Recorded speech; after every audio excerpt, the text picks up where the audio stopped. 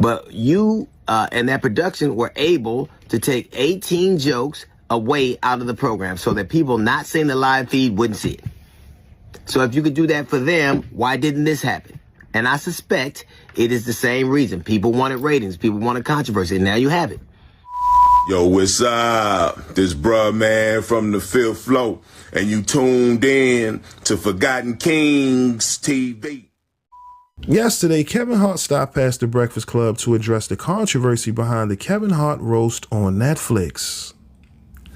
That's right, y'all. As we've seen in these last few weeks, several people have taken to social media to call out Kevin Hart for allowing comedian Tony Hinchcliffe to tell this disgusting joke about George Floyd during his roast. Now again, we understand how these roasts operate. You get what I mean? Comedians participating, they're telling jokes for the sake of shock factor or shock value. You get what I mean? But in this case, we're talking about George Floyd, right? Understanding what happened, what the world witnessed on that video as this man's life was taken, it sparked so many protests. You get what I mean? Because again, this fight has been going on for centuries when it comes to the mistreatment of black people in this country. And it's important that you know your history, right? Understanding that, okay, Kevin, you know, you are successful, right? But that doesn't excuse you from not understanding the reason as to why something like this cannot be tolerated. All right. According to Kevin, he says that this is the brand, Tony Hinchcliffe's brand of comedy. Now, again, if you're not familiar with Tony, and I'll be the first to admit, I really wasn't familiar with him. After you do your research, you realize he has a track record of doing these things, telling these type of jokes. Now, again, according to Kevin, this is Tony's brand of comedy. But if you do your homework and understand, going all the way back to the 19th century, we talk in the days of the minstrel show, you understand these tactics have been, you know, constantly used. But now in 2026, they, you know, have been involved. You get what I mean? So now we can tell these type of jokes depicting black folk a certain way, right, through the sake of a roast. Now, like I said, you have to understand the history to know why something like this should not be allowed within, you know, the space of comedy or just in general, because something like this is not a joking matter. And the fact that Kevin, you know, tried to justify it, you know what I mean, under the sake of just comedy and not policing comedy.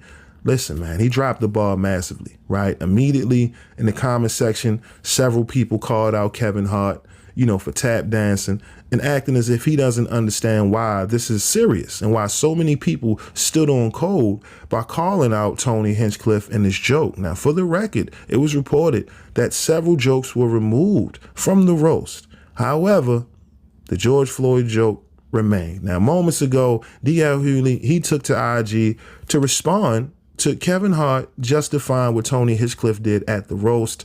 Listen, y'all know how we do. Like this video, hype this video. Let me know your thoughts down in the comment section below. Again, do you agree with the response that Kevin gave, right, at the Breakfast Club? Or do you disagree, right?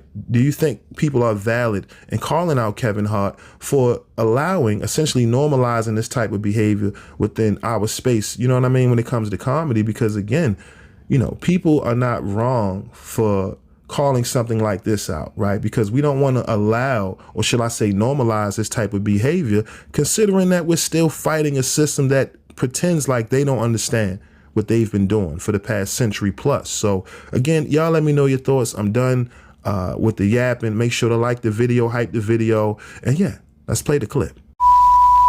Tasteful joke to our culture, to our audience, but our audience that's watching the roast, if you're watching the roast, you get why they're doing it. You get why the racial humor is on the table. Like, it's not, I wasn't shocked. Like, that's what they do. Go look at the Tom Brady one. Like, that's what they do. It happens every year when they do a roast. It's not new. This isn't a new, it's not a new agenda. It's not a new approach to comedy. Do you feel like Tony Hinchcliffe went too far when he made that joke about George Floyd? It's Tony Hinchcliffe. Yeah. Like, I don't expect less. I don't expect more. I feel like you're saying going too far is the point. I don't want to put words in your mouth. Yes, I mean, that's why you're there. Mm-hmm. I don't get affected by the attempt of humor. I get it, right? In this case, like, do more. It's my production. We're live. The more is what?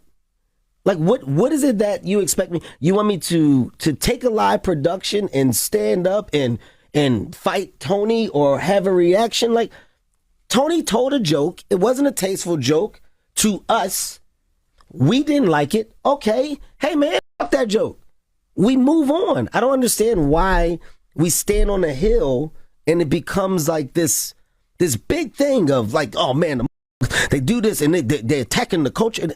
It doesn't have to be that. It literally is either you're a fan of this level of content or you're not. My rebuttal is simplicity.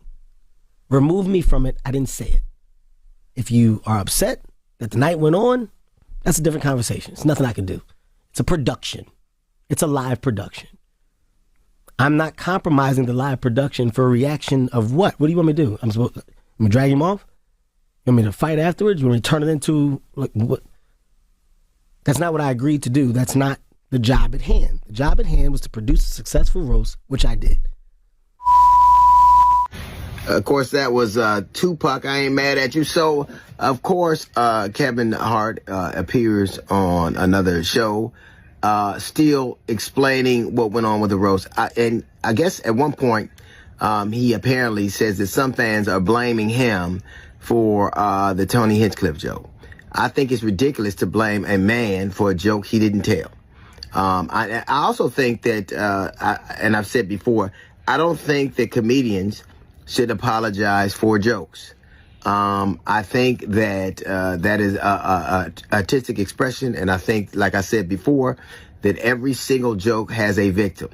Having said that, the question to me is not, and I've heard so often, why is it that we're still, after 2 weeks, we're talking about a George Floyd joke? My question is, why is it after 6 years you continue to tell them? And especially when being asked a question like that, why this joke has been such a lightning rod of controversy, being asked that by people who still talk about an election that they believe was stolen 6 years ago. Or they still talk about, things that they are angry about, and the timing of it and the length of time doesn't seem to matter then. I think, again, that a comedian should never answer or have to answer, for a joke, and particularly a joke he didn't tell. But it's disingenuous to believe that joke wasn't designed to do exactly what it's doing now and to have this level of controversy.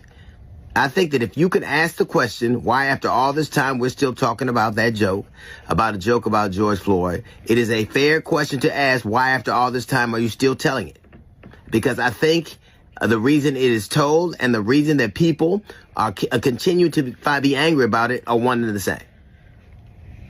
So I think one man's joke is another man's trauma. I think all of us, have the right to either be offended or laugh or whatever. Nobody's trying to intercede. Nobody's trying to make that an issue. What is an issue is there seems to be this idea that only jokes affect one side. And I was struck by when Kevin talked about how, he was talking and he said, what was I supposed to do in the middle of a live broadcast and basically stop somebody from telling a joke? No. But the fact remains that 18 jokes were removed after the live feed.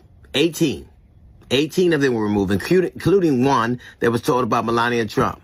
So if it is that you removed 18, because you very much could have jumped up and stopped somebody from telling a joke, but you and that production were able to take 18 jokes away out of the program so that people not seeing the live feed wouldn't see it. So if you could do that for them, why didn't this happen? And I suspect it is the same reason. People wanted ratings. People wanted controversy. And now you have it. But if you're asking why we are talking about it after 2 weeks, we're talking about a George Floyd joke, I just don't understand after 6 years and many roasts why you're still telling them. That's a little note from the GED section. Got the Jazz Report coming up in 15 minutes. It's the D.L. Hughley Show. Thank you for watching my video. If you like what you see, make sure to hit that subscribe button if you haven't already. And also, hit that notification bell to get the latest on hip-hop, sports, comedy, whatever. All right, we got you covered over here at Forgotten Kings TV. And also, click on one of these videos, okay? All right, y'all. Peace.